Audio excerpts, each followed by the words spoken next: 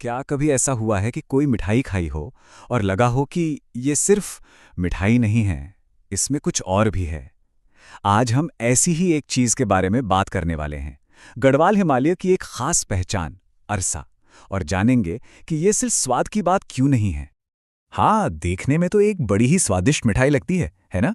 लेकिन इसका हर एक निवाला मानो गढ़वाल की सदियों पुरानी परंपराओं की कहानी सुनाता है। तो भाई, ऐसा क्या है इसमें? क्या चीज इसे इतना स्पेशल बनाती है? चलिए इसी सवाल का जवाब ढूंढते हैं।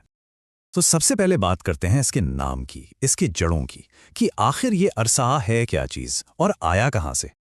इसे अरसा कह लें, या अरमा, या फिर अर्श। नाम कई हैं पर बात एक ही है। और यह सिर्फ एक नाम नहीं है, इसमें गढ़वाल की मिट्टी की खुशबू बसी है। सही मायनों में ये पकवान उस खूबसूरत इलाके की एक पहचान बन गया है। अच्छा, तो अरसा सिर्फ स्वाद के बारे में नहीं है, असल में ये इसे बनाने की कला के बारे में भी है। ये कोई आम रेसिपी नहीं है, बल्कि एक पूरी की पूरी रस्म है जो पीढ़ियों से चली आ रही है। देखिए, ये पूरी प्रोसेस ना 4 सिंपल लेकिन बहुत जरूरी स्टेप्स में होती है। सबसे पहले चावल को भिगोया जाता है और फिर पारंपरिक ओखली में कूटा जाता है। इसके बाद इस मिक्सचर को गुड़ की मीठी चाशनी में पकाया जाता है, तब तक जब तक ये हलवे जैसा गाढ़ा ना हो जाए। फिर बस इसे मालपुए की तरह शेप देकर गोल्डन ब्राउन होने तक फ्राई कर लिया जाता है। और इसकी खासियत पता है क्या है? इसकी सादगी। सिर्फ चावल और गुड़।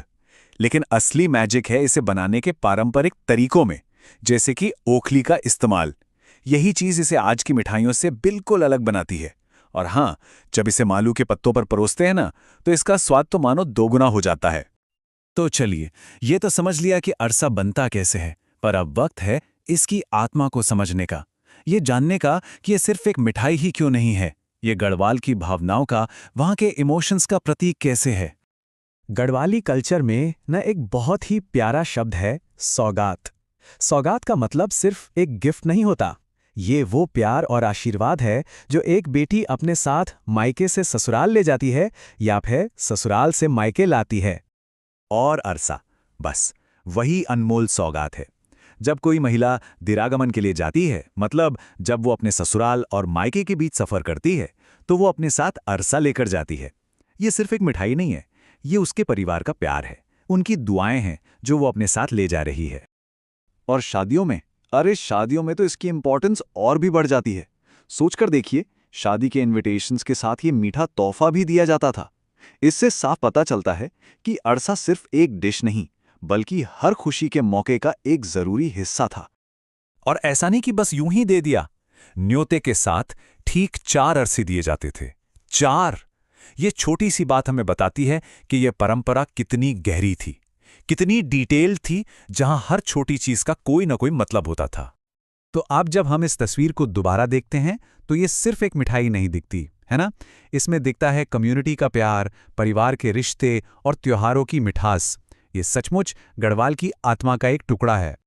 अच्छा, अब ये सारी जानकारी हमें मिली कहाँ से? इसके पीछे एक सोर्स है, और ये जरूरी है कि हम उनके काम को क्रेडिट दें। ये सारी की सारी दिलचस्प बातें हमें उत्तराखंड स्टडी जंक्शन से पता चली हैं। उन्होंने अपनी बात की शुरुआत भी इसी लाइन से की थी, जो उनके काम को और भी खास बना देती है। अगर किसी को इस टॉपिक में और भी ज्यादा जानना हो, तो वो सीधे उनके YouTube चैनल पर जा सकते हैं। देखिए, अरसा हमें एक बात याद दिलाता है कि हर कल्चर में कुछ ऐसी खास डिशेस होती हैं जो सिर्फ पेट नहीं भरती, वो पीढ़ियों की कहानियों को, परंपराओं को जिंदा रखती हैं। तो अब सवाल ये है कि अपने अपने समाज में वो कौन सा पकवान है जो हर त्योहार की जान होता है? इस पर सोचिएगा जरूर।